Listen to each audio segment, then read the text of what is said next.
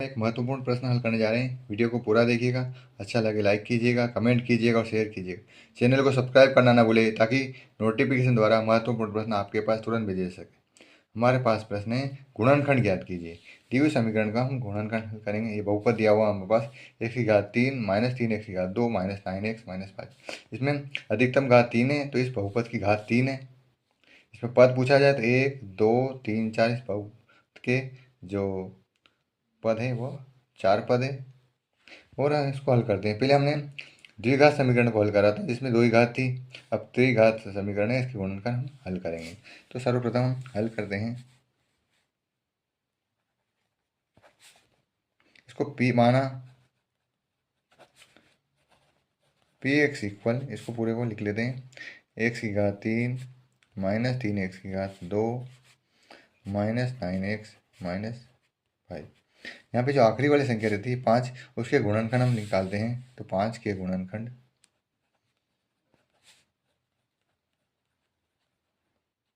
गुणनखंड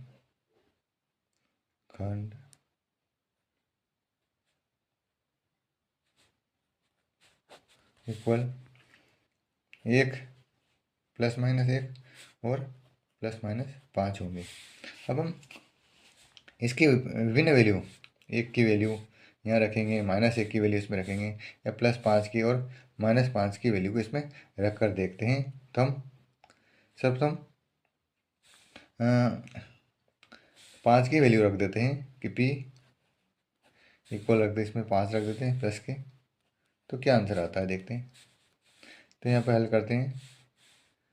5 की घात हो जाएगी 3 माइनस 3, 5 की घात 2 माइनस 9, 5 और माइनस के 5। सोल्व करते हैं।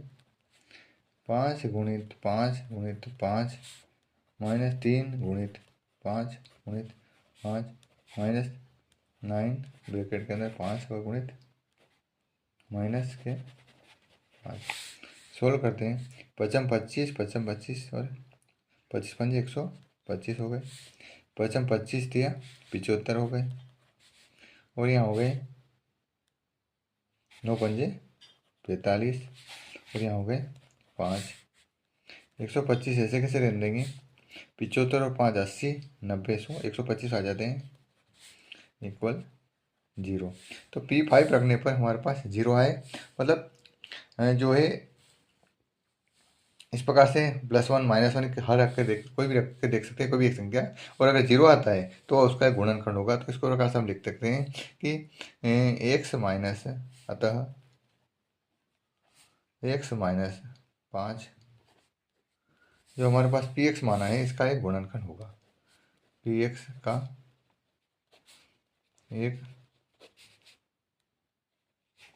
गुणनखंड है। तो हमने एक गुणनखंड तो हम निकाल चुके हैं। हम इसका इसमें भाग दे के देते हैं कितने आते हैं। x माइनस 5 का इस समीकरण में भाग देते हैं। x की घात 3 माइनस 3x की घात 2, x की घात 3 माइनस 3x की घात 2, आगे माइनस 9x और माइनस 5, माइनस 9x और माइनस के 5। सोल्व करते हैं। हम देखते हैं x की घात 3 है या सिंगल x है, तो x की घात 2 लिख लेंगे हम। इसका गुणा हम इसका करेंगे तो x की घात 3 हो जाएगी। माइनस ऐसा कैसा आ जाएगा, -5 का इसमें गुणा करेंगे तो माइनस के 5 x की घात 2 हो जाएगी। सोल्व करते हैं। यहाँ पे घटाने पर माइनस हो जाएगा और यहाँ पर प्लस हो जाएगा। ये कट हो गए। x की घात 3 में से x की घात 3 का 0 बचे। ये प्लस का 5 है और माइनस का 3 है, तो आ जाएंगे इसके प्लस के 2x की घात 2 माइनस 9x। ऐसा कैसा ऊपर से उतार लिया। अब हम देखते हैं यहाँ पे x है, यहाँ पे 2 है, प्लस के तो प्लस के 2 लिख लिए। चूँकि x की घात 2 है तो एक x भी ले लिया अपन ने। इसका इसमें गुणा करते हैं तो 2x की घात 2 हो जाएगा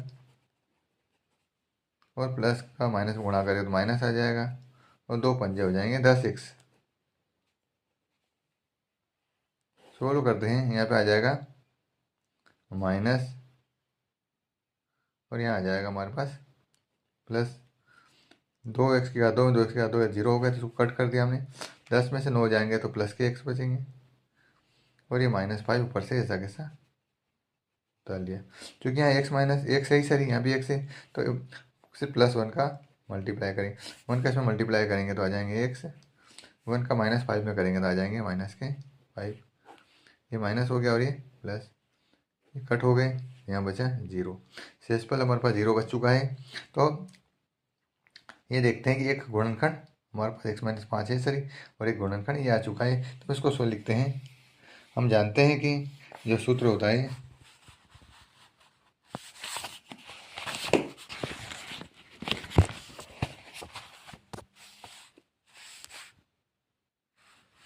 भाज्य इक्वल होता है भाजक गुणित भागफल प्लस शेषफल। भाज्य हमारे पास है जो दिया हुआ है वो px है सरी, पूरी समीकरण है, तो हम उसको उतार लेते हैं। x की घात 3 माइनस 3x की घात 2 माइनस 9x और माइनस के 5 इक्वल भाजक जिससे हमने भाग दिया था वो हमारे पास आया था x-5, और भागफल हमारे पास जो प्राप्त हुआ था x की घात 2 माइनस प्लस 2x और प्लस के 1 प्राप्त हुआ था।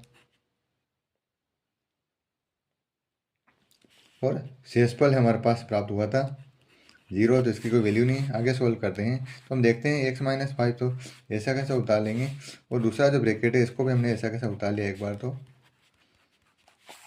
अब x-5 तो हम ऐसा कैसे चलने देंगे, और इसका हम अब द्विघात समीकरण बन चुकी है। इस प्रकार के द्विघात समीकरण को हल पहले हम कर चुके हैं गुणनखंड करने के लिए। तो हम सर्वप्रथम क्या करते हैं कि ये आगे वाली संख्या x की घात 2 को हम ऐसा कैसा उतार लेते हैं, +1 को भी हम ऐसा इस 2 के इस प्रकार गुणनखंड करेंगे कि गुणा करने पर हमारे पास 1 आए, जोड़े या घटाए तो 2 आए। तो हम देखते हैं कि 1 + 1 2 हो जाते हैं, तो लिख देंगे 1x + 1x प्लस इसे 1 लिखते नहीं, लेकिन समझाने के लिए हमने 1 लिख दिया है, ठीक है। तो x और x हो जाएंगे, 1 और 1 2 हो जाएंगे, और 1 एकम 1 हो जाएगा। इसको सोल्व करते हैं। x-5 इसमें से x कॉमन ले लेंगे, बड़ा ब्रैकेट लगा लेते हैं क्योंकि एक और ब्रैकेट की जरूरत पड़ेगी। तो x कॉमन ले लेते हैं, तो यहाँ से बचा x + 1, यहाँ से x बचा और यहाँ से 1 बचा, प्लस यहाँ से 1 कॉमन ले लेते हैं, यहाँ से बचा x और यहाँ बचा 1, बड़ा ब्रैकेट बंद। आगे देखते हैं x-5 ऐसे कैसे लिख दिया हमने, x + 1 यहाँ भी x + 1, तो x + 1 को कॉमन ले लेते हैं, यहाँ से बचा x और यहाँ से बचा +1। अब बड़ा ब्रैकेट को खोल देते हैं, तो x-5 ये बचा x + 1 और x + 1।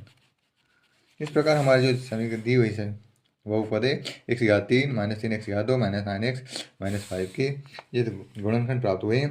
x-5 x + 1 x-5 x + 1 x + 1 इस प्रकार के हमारे पास गुणन प्राप्त हुए। वीडियो को पूरा देखने के लिए धन्यवाद। इस प्रकार इंपॉर्टेंट प्रश्न पाने के लिए चैनल को सब्सक्राइब करना न भूलें, ताकि नोटिफिकेशन द्वारा महत्वपूर्ण प्रश्न आपके पास तुरंत भेजे जा सके। धन्यवाद।